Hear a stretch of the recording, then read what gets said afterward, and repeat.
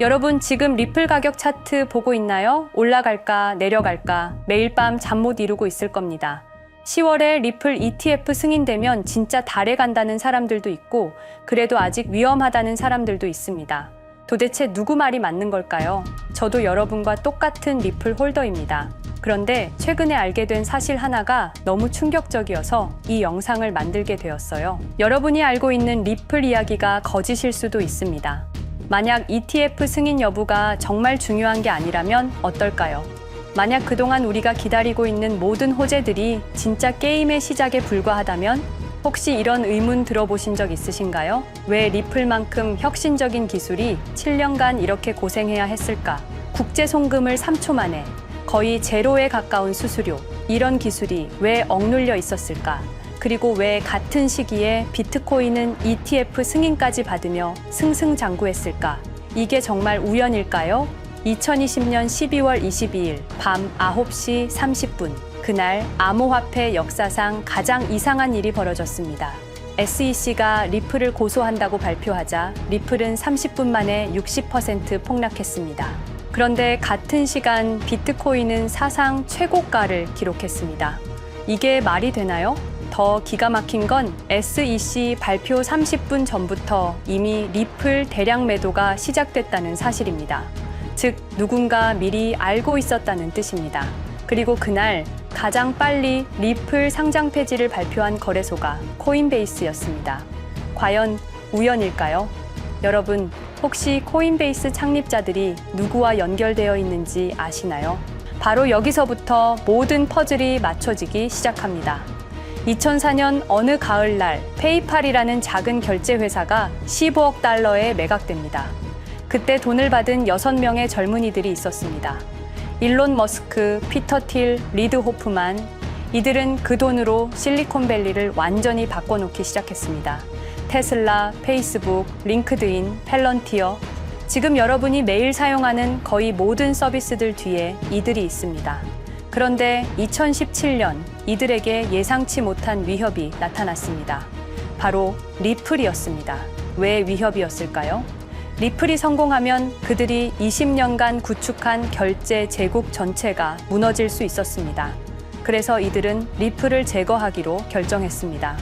언론 공격부터 시작해서 커뮤니티 분열, 거래소 압박, 그리고 마지막에 SEC 소송까지. 모든 게 너무 체계적이고 조직적이었습니다. 반면 비트코인은 어떻게 됐을까요? 이들은 비트코인을 자신들의 편으로 만들었습니다. 투자하고 지원하고 키워나갔습니다. 결과적으로 비트코인은 디지털 골드가 되었고 이들이 만든 ETF 상품이 되었습니다. 하지만 리플은 7년간 지옥 같은 시간을 보내야 했습니다. 그런데 지금 상황이 바뀌고 있습니다. 리플이 SEC 소송에서 완전히 승리했습니다. 더 이상 그들이 리플을 억누를 핑계가 사라진 거죠. 그래서 다시 주목받기 시작한 것입니다. 하지만 과연 이들이 쉽게 포기할까요? 오늘 여러분께 그 전체 이야기를 들려드리겠습니다. 누가 리플을 이렇게 만들었는지, 그리고 지금 우리에게 어떤 기회가 왔는지 말입니다. 오늘 제가 정말 충격적인 이야기를 해보겠습니다. 2020년 12월 22일 밤, 그날을 기억하십니까? XRP가 단 하루 만에 63% 폭락했습니다. 어떤 이들은 수천만 원의 자산이 증발했고 어떤 이들은 하루아침에 수억을 잃었습니다. 처음엔 시장이 미친 거라고 생각했습니다. 변동성이라고, 조정이라고 그렇게 믿었습니다.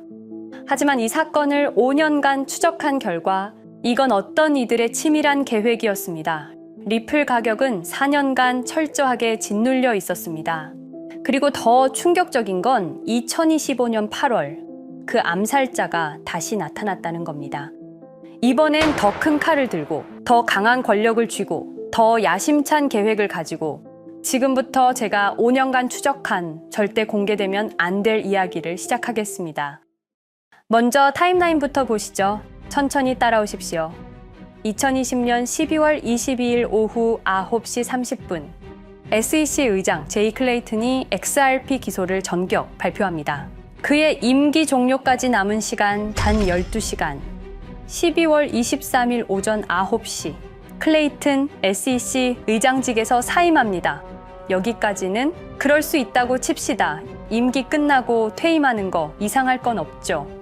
그런데 12월 24일 크리스마스 이브 아침입니다. 퇴임한 지 단 하루 만에 클레이튼이 새 직장으로 옮겨갑니다. 월리버 에셋 매니지먼트 자문으로. 잠깐만요. 이 회사가 뭘 하는 곳인지 아십니까? 비트코인과 이더리움에 8천억 원을 투자한 회사, 그러니까 리플과 직접적인 경쟁을 하는 회사에 베팅을 한 겁니다. 다시 한번 정리하겠습니다. XRP를 기소하고 다음날 사임하고 그 다음날 리플의 경쟁사에 투자하는 회사로 갔습니다. 이게 정상입니까? 윤리적으로 문제는 없습니까? 법적으로 괜찮은 겁니까? 하지만 진짜 소름 끼치는 건 이제부터입니다. 블록체인은 모든 걸 기록합니다. 그리고 그 기록을 추적해 보니 기소 발표 18시간 전인 12월 22일 새벽 3시 누군가 움직이기 시작했습니다. 대량의 XRP가 조심스럽게 하지만 확실하게 매도되기 시작합니다. 뉴스가 나오기 전, 세상이 알기 전, 폭락이 시작되기 전 누군가는 이미 알고 있었습니다. 이 시점에서 저는 의문을 품었습니다. 대체 왜 하필 리플이었을까? 이 사건을 이해하려면 XRP가 단순한 암호화폐가 아니라는 걸 알아야 합니다. 지금 여러분이 해외로 송금한다고 가정해보죠. 한국에서 미국으로 1,000만 원을 보낸다면 스위프트라는 시스템을 거칩니다. 전 세계 200개국 11,000개 금융기관이 연결된 거대한 네트워크. 벨기에 브뤼셀에 본부가 있지만 실질적으로는 미국이 완전히 통제하고 있습니다. 얼마나 무서운 권력이냐면요. 2012년 이란 핵 제재 때 이란 은행들을 스위프트에서 퇴출시켰습니다. 그 결과 이란의 경제는 즉시 붕괴되었습니다. 2022년 러시아의 우크라이나 침공 후 러시아 주요 은행들을 스위프트에서 퇴출시켰습니다. 이후 러시아의 루블화는 30% 이상 급락했습니다. 스위프트에서 쫓겨나면 그 나라는 국제거래에서 완전히 고립됩니다. 이게 핵무기보다 강력한 이유입니다. 실제로 폭탄을 떨어뜨릴 필요가 없으니까요. 버튼 하나로 한 나라 경제를 무너뜨릴 수 있으니까요. 스위프트는 돈의 흐름을 틀어쥔 지배의 손길입니다. 그런데 2017년 XRP가 등장했습니다. 비교해 보시죠. 송금 시간부터 압도적인 차이가 납니다. 스위프트는 국경 간 송금에 3에서 5일이라는 시간이 걸립니다. 반면에 XRP는 단 몇 초면 송금이 완료되죠. 수수료 또한 엄청난 차이가 납니다. 스위프트는 3에서 5%까지 수십만 원의 수수료가 발생하지만 XRP는 단 몇 원, 거의 공짜나 마찬가지로 송금을 처리합니다. 스위프트는 여러 국가의 중개은행이 필요하지만 XRP는 그런 것조차 불필요하죠. 그리고 2017년부터 2019년까지 일본 SBI 그룹이 뱅크 오브 아메리카가 산탄데르 은행이 하나둘씩 리플과의 파트너십을 검토하기 시작했습니다. 총 200개 이상의 금융기관, 연간 200조 원 규모의 국제 송금 시장에서 XRP가 스위프트를 완전히 대체할 수 있다는 게 증명되는 순간, 바로 그때 누군가에게는 절체절명의 위기가 된 겁니다. XRP는 단순한 암호화폐가 아니었습니다. XRP는 미국이 전 세계를 통제하는 금융 무기에 대한 직접적인 도전이었습니다. 그래서 저는 추적하기 시작했습니다. 누가 XRP를 제거하려 했나? 처음엔 당연히 정부를 의심했습니다. SEC니까요. 미국 정부 기관이니까요. 그 다음엔 월스트리트를 의심했습니다. 은행들이 위협을 느꼈을 거라고 생각했죠. 그런데 조사를 하면 할수록 이상했습니다. 모든 흔적이 전혀 예상치 못한 곳을 가리키고 있었습니다. 실리콘밸리, 뉴욕이 아니라 샌프란시스코, 월스트리트가 아니라 테크 기업들, 혁신과 자유의 상징이라던 바로 그곳 말입니다. 2002년 10월 3일로 돌아가 보겠습니다. 페이팔이 이베이에 15억 달러에 매각됩니다. 그날 50명의 직원이 퇴사합니다. 보통 회사라면 뿔뿔이 흩어지겠죠. 각자 길을 가고 연락도 끊기고, 그런데 이들은 달랐습니다. 그들은 네트워크를 만들었습니다. 서로의 회사에 투자하고 서로를 임원으로 영입하고 서로의 성공을 발판 삼아 더 크게 성장하고 20년이 지난 지금 그들이 창업하거나 투자한 기업들의 시가총액을 합치면 우리나라의 GDP보다 큽니다. 2007년 포춘지가 이들에게 특별한 이름을 붙였습니다. 페이팔 마피아. 당시엔 실리콘밸리 성공 신화로 보도됐죠. 아름다운 동료의 혁신가들의 연대, 그런 이야기들. 하지만 2025년 지금 우리는 다르게 보게 됩니다. 핵심 인물들을 하나씩 보시죠. 피터 틸, 1998년 페이팔 공동 창업, 2002년 억만장자 등극, 2003년 그는 새로운 게임을 시작합니다. 팔란티어, 9.11 테러 직후였습니다. 미국은 공포에 떨고 있었죠. 피터 틸이 말했습니다. 우리의 사기 탐지 기술을 국가안보에 사용할 수 있습니다. 그리고 CIA의 벤처 펀드 인큐텔로부터 투자를 받습니다. 20년 후 지금 FBI의 핵심 시스템도, CIA의 데이터 분석 시스템도, 국방부의 작전 시스템도, 국토안보부의 전산망까지도 미국 정부의 모든 데이터는 피터 틸의 회사를 거칩니다. 하지만 피터 틸의 진짜 권력은 정치에서 나옵니다. 2022년 JD 벤스라는 젊은 오하이오 출신 정치 신인이 상원의원 선거에 출마합니다.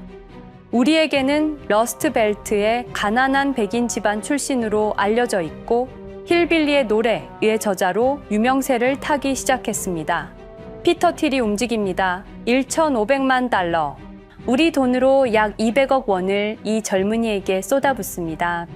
벤스 당선. 2024년 7월 플로리다 마러라고 피터 틸이 트럼프를 찾아갑니다. 대화의 내용은 단 하나. 제가 추천하고 싶은 부통령 후보가 있습니다.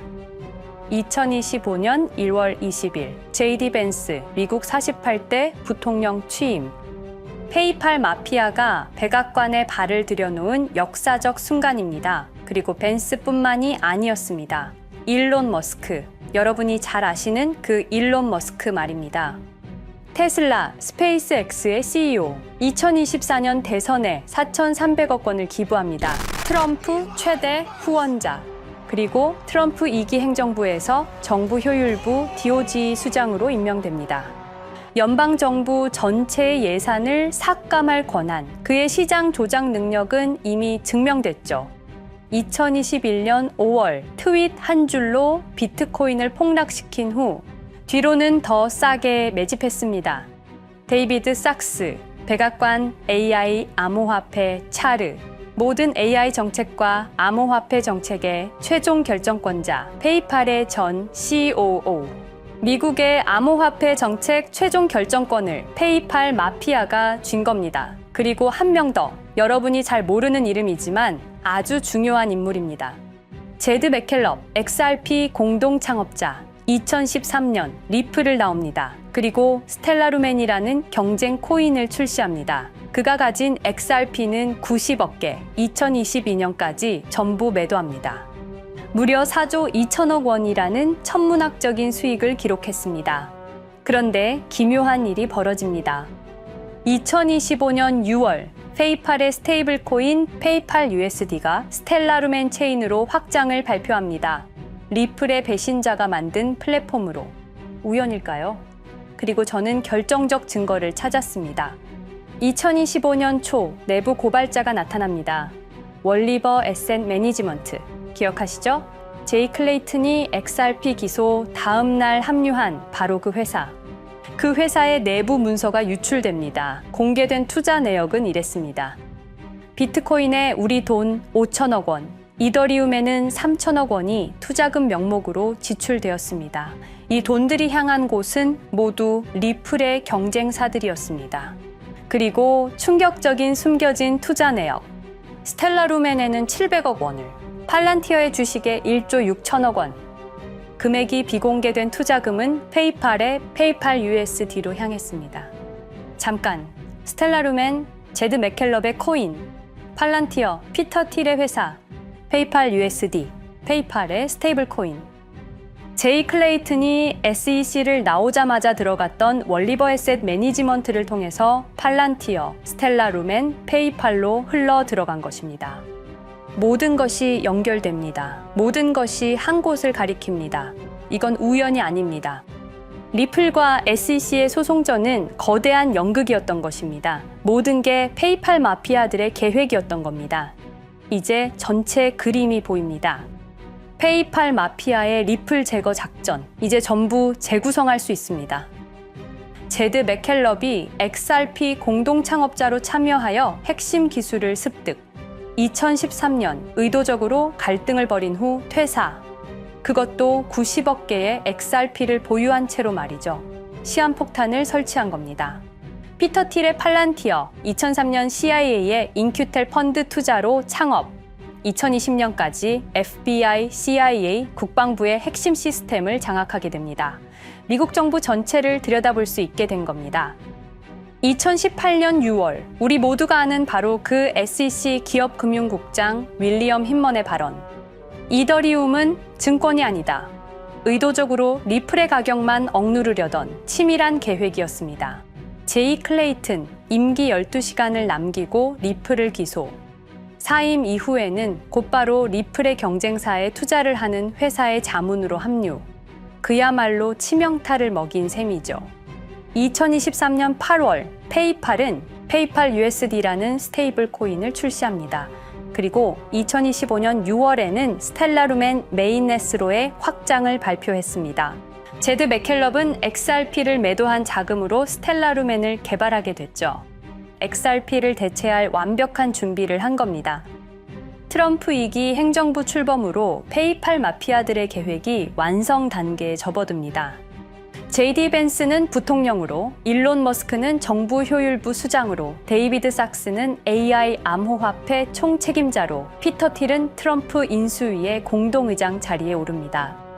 페이스북의 모회사인 메타의 로비 비용을 보면 확실히 알 수 있습니다. 2024년 로비 비용으로 역대 최고 금액인 약 2,400억 달러를 지출했습니다. 로비스트 수도 2016년에는 31명에 불과했지만 2024년에는 의원 8명당 1명 꼴인 65명으로 늘어났죠. 정치 권력을 장악하기 위한 그들의 야욕이 그대로 드러나는 부분입니다. 데이비드 sak스, 백악관 입성 후 단 2주 만에 리플이 수년간 워싱턴에 배치한 로비스트들을 전원 축출했습니다. 겉보기에는 이해관계 충돌이라는 명분을 내세웠지만 실제로는 경쟁 세력을 제거하려는 목적이었습니다. 리플의 스피커 역할을 할 마지막 정치적 통로마저 차단이 된 겁니다. 완벽한 계획이었습니다. 그런데 SEC와 리플의 소송전에서 그들이 예상치 못한 일이 벌어집니다. 2023년 7월 아날리사 토레스 판사의 판결. XRP 자체는 증권이 아니다. SEC는 즉시 항소했고 리플도 여기에 부분적으로 항소를 하게 되죠. 법정 공방은 끝이 어딘지도 모르게 이어졌습니다. 그리고 2025년 8월 놀랍게도 양측 모두 항소를 취하합니다. 5년 동안의 전쟁이 드디어 끝이 나게 된 순간이었습니다. 리플은 승리했습니다. XRP 가격은 무려 5,000원에 근접하게 상승했고 수많은 자산 운용사들의 XRP, ETF 신청 물결이 이어졌습니다. 그리고 리플은 히든로드를 12억 5천만 달러의 인수, 리플 프라임이라는 이름으로 새롭게 출범시켰습니다. 스테이블 코인 리플 USD는 출시 1년 만에 시가총액 10억 달러를 돌파하는 기염을 토합니다. 현재 리플의 기업 가치는 400억 달러 이상으로 평가받고 있습니다. XRP는 죽지 않았습니다. 5년 동안 억눌렸던 것이 폭발적으로 성장하기 시작합니다. 투자자들이 돌아오고 은행들이 재접촉하고 파트너십들이 재개되고 우리가 이긴 건가? 정의가 승리한 건가? 아니었습니다. 2025년 8월 18일 XRP 승리 발표 불과 10일 후 뉴스가 터집니다. 제이 클레이튼 맨해튼 연방검사로 정식 임명. 5년 전 XRP를 기소했던 바로 그 사람. 이번엔 연방검사로 돌아왔습니다. 월스트리트의 보안관이라 불리는 미국에서 가장 강력한 검사직. 형사 기소권, 월스트리트 전체 감시 권한, 금융범죄 수사 총괄. 더 큰 칼을 들고 돌아온 겁니다. 그리고 2025년 11월 트럼프 대통령의 발표. 제이 클레이튼을 앱스타인 사건 수사 책임자로 임명합니다. 잠깐, 왜 하필 클레이튼일까요? 왜 XRP 소송이 끝나자마자일까요? 왜 지금일까요? 그리고 그는 다음엔 누구를 조준할까요? 리플은 부활했습니다. 하지만 페이팔 마피아는 멈추지 않았습니다. 2025년 상반기, 이상한 패턴들이 포착되기 시작합니다. 일론 머스크의 행동이 변합니다. xAI에 추가 투자가 급증했고 테슬라 AI 개발에 급가속을 하기 시작했습니다. 그리고 이상하게도 특정 AI 기술에 대한 공격적 언급이 증가했습니다. 일론 머스크답지 않았습니다. 그리고 2025년 3월 한 AI 코인의 공식 계정이 일론 머스크의 X라는 플랫폼에서 갑자기 사라집니다. 노출 제한을 당했고 광고 계정들도 정지가 됐습니다. 특정 코인에 관련한 영상들이 전부 삭제되었습니다. 왜일까요? 이 코인에는 특징이 있습니다. 진짜 AGI 구현 가능한 탈중앙화, AI 네트워크로 평가받고 있는데 초당 수십억 단위의 연산 처리가 가능한 정도입니다. 수백만 개의 노드가 연결된 분산 뉴럴 네트워크, 이건 테슬라도 구현하지 못했습니다. 메타도 구현하지 못했습니다. 중앙화 시스템인 오픈 AI가 꿈도 꿀 수 없는 것입니다. 이 코인만이 유일하게 성공했습니다. 그런데 시가총액은 테슬라의 500분의 1 수준에 머물고 있습니다. 질문 드리겠습니다. 이렇게 혁신적인 기술인데 왜 플랫폼에서 차단을 당하고 검색조차 되지 않으며 알고리즘에서 철저하게 배제당하고 가격은 또 왜 이렇게 낮은 걸까요? 답은 하나입니다. 그들이 지금 사고 있기 때문입니다. XRP 때와 똑같은 패턴입니다. 역사는 반복되고 있습니다. 그리고 지금도 머스크와 페이팔 마피아의 자금이 이 코인으로 조용히 흘러 들어가고 있습니다. 가격이 낮은 건 무가치해서가 아닙니다. 리플이 그랬던 것처럼 그들이 움직이고 있기 때문입니다. 저는 이 AI 코인의 정체를 여기 유튜브에서 공개하려 했습니다. 하지만 치명적인 문제가 있습니다. 유튜브, 2005년 페이팔에서 나온 3명의 남자가 만들었습니다. 체드 헐리, 스티브 첸, 자베드 카림.